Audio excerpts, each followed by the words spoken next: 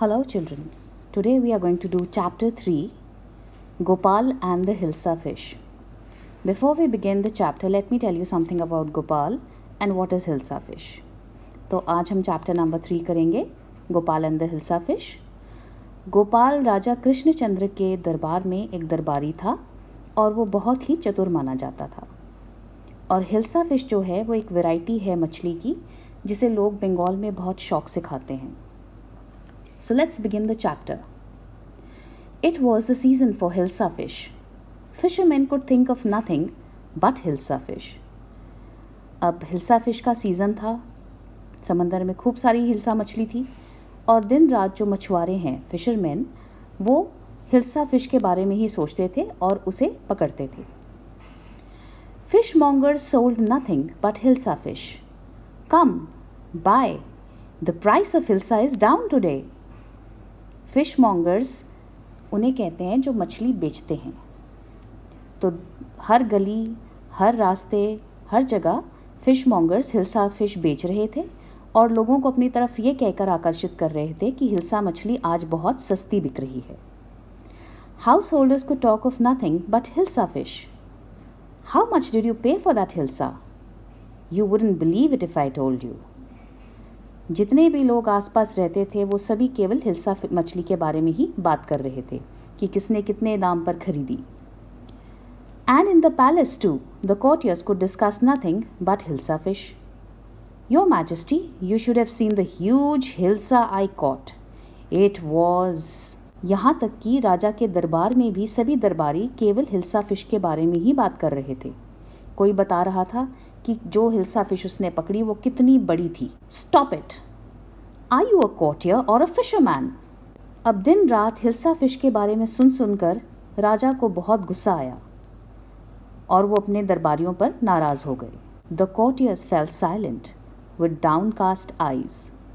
The king felt guilty. I'm sorry, I lost my temper. It is the season for hilsa fish.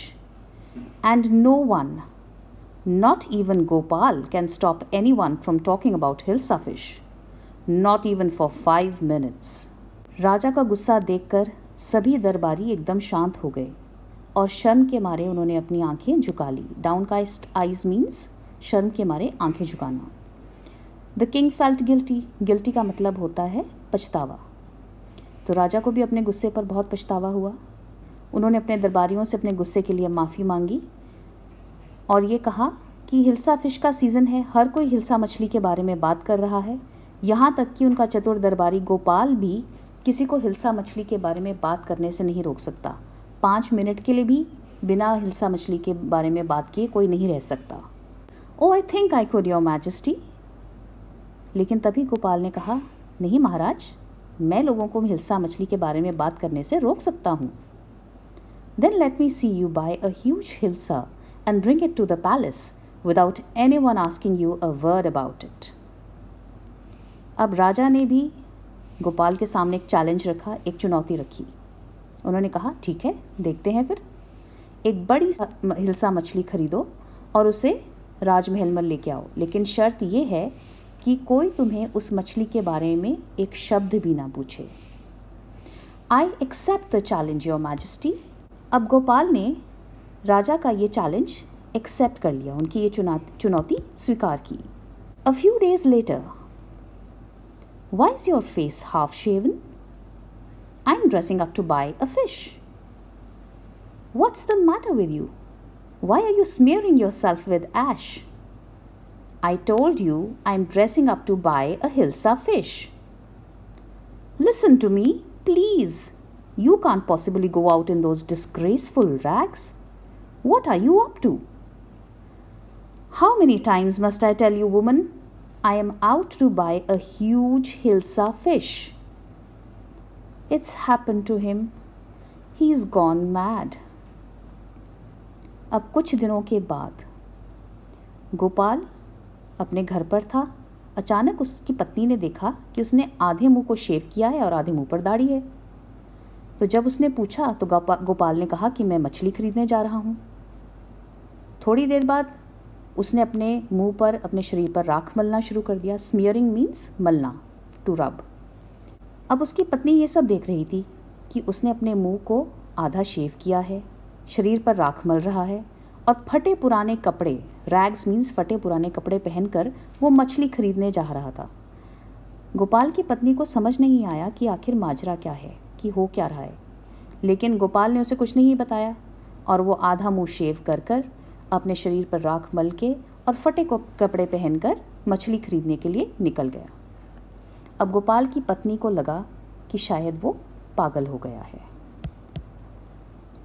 Gopal bought the Hilsa fish and started walking towards the palace. Mother, look at that man. Isn't he comical? Comical का मतलब है funny, अजीब। अब गोपाल ने हिल्सा मछली खरीदी और वो राजमहल की तरफ चल पड़ा। सभी लोग गोपाल के अजीब से हुलिये को देखकर हंस रहे थे, उसका मजाक उड़ा रहे थे। He must be a madman. Hush, I think he is a mystic. अब कोई उसे पागल कह रहा था, कोई उसे अजीब कह रहा था। लोग अलग अलग तरह के नामों से गोपाल को पुकार रहे थे। When Gopal reached the court, what do you want? I want to see the king. अब जैसे ही गोपाल राजा के दरबार के पास पहुंचा तो राजा के पहरेदारों ने उसे रोक दिया। उसका अजीब सा हुलिया देखकर उन्होंने उसे अंदर नहीं जाने दिया। अब गोपाल ने कहा कि वो राजा से मिलना चाहता है। You can't see the king. Get away with you. Gopal began to dance and sing loudly. अब पहरेदारों ने उसका अजीब सा हुलिया देखकर उसे अंदर जाने की इजाज़त नहीं दी। तो गोपाल ने क्या किया? उसने नाचना शुरू कर दिया और ज़ोर ज़ोर से गाना शुरू कर दिया। Inside the palace, the man is crazy. Throw him out at once. I want to see the king. Let me in. अब बाहर से अचानक राजा के कान में भी आवाज़ें पड़ी। उन्होंने देखा कि पहरेदारों के साथ किसी की बहसबाजी हो रही है और इस आर्ग्यूमेंट की आवाज़ उनके कानों में पड़ी। तो उन्होंने अपने पहरेदार को हुक्म दिया कि उस आदमी को अंदर राजमहल में लाया जाए। Bring that man to me at once. Yes, your majesty.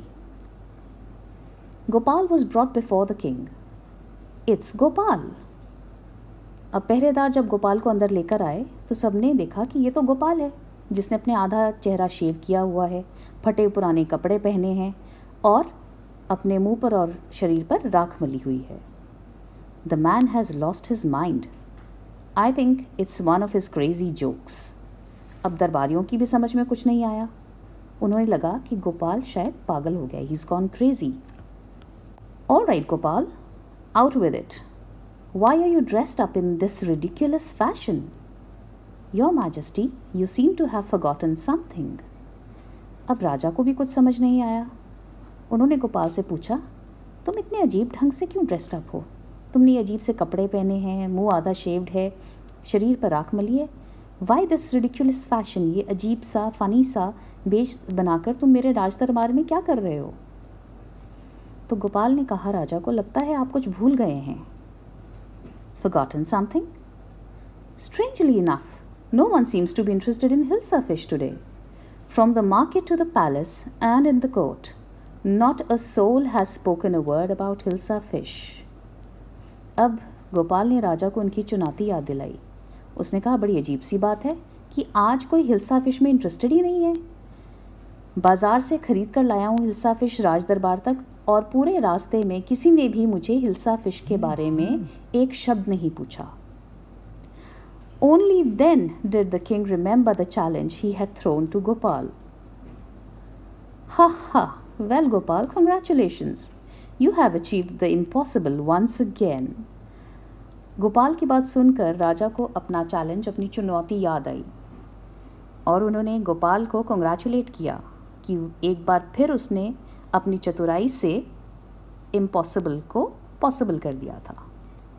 तो बच्चों, इस कहानी में हमने देखा कि गोपाल राजा कृष्णचंद्र के दरबार में एक चतुर दरबारी था और किस तरह उसने एक हिल्सा फिश खरीदी जो वो बाज़ार से राजमहल तक लेकर गया और किसी ने उसके बारे में एक शब्द भी नहीं पूछा और यही चुनौती राजा ने इसके सामने रखी थी। तो यदि हम अपनी चतुराई, अपनी सोच समझ, अपनी सूझबूझ से काम लें तो कोई भी काम इम्पॉसिबल नहीं है। I hope you enjoyed the lesson. Thank you.